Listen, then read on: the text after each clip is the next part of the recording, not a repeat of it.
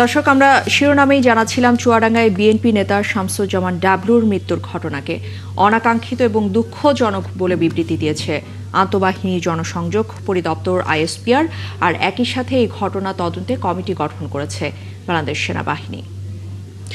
এই মধ্যে প্রত্যাহার করে নেওয়া হয়েছে অভিযানে থাকা সেনা সদস্যদের এবং দলের নেতার মৃত্যুর ঘটনার নিন্দা জানিয়ে এ বিষয়ে সেনাপ্রধানের হস্তক্ষেপ চেয়েছেন বিএনপি মহাসচিব মির্জা ফখরুল ইসলাম আলমগীর। দর্শক, শফিকুল হকের প্রতিবেদনটা শুরুতে দেখে নেব।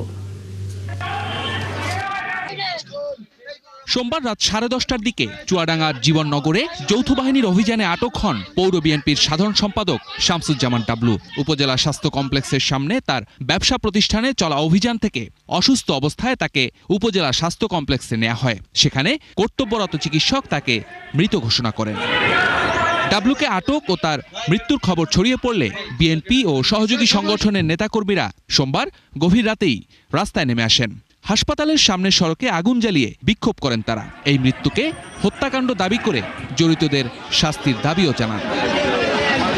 এ ঘটনায় নিন্দা জানিয়ে মঙ্গলবার গণমাধ্যমে বিবৃতি পাঠান বিএনপি মহাসচিব মির্জা ফখরুল ইসলাম আলমগীর। বলেন, নিরাপত্তা বাহিনীর কতিপয় সদস্য অস্ত্র উদ্ধারের নামে ডাবলুকে ধরে নিয়ে অমানুষিক নির্যাতন চালায়। বিচার বহির্ভূতভাবে শামসুজ্জামান ডাবলুকে নির্যাতন করে হত্যা দেশের প্রচলিত আইনের প্রতি চরম অবমাননা বলেও মন্তব্য করেন বিএনপি মহাসচিব।